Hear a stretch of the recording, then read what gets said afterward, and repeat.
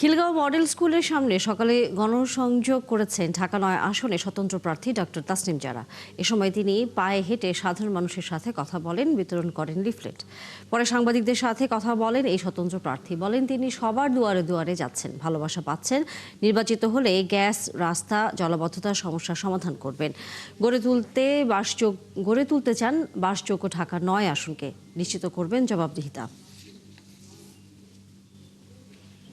আমরা 6টা priority area আমাদের ইশতেহারে অ্যাড্রেস করেছি।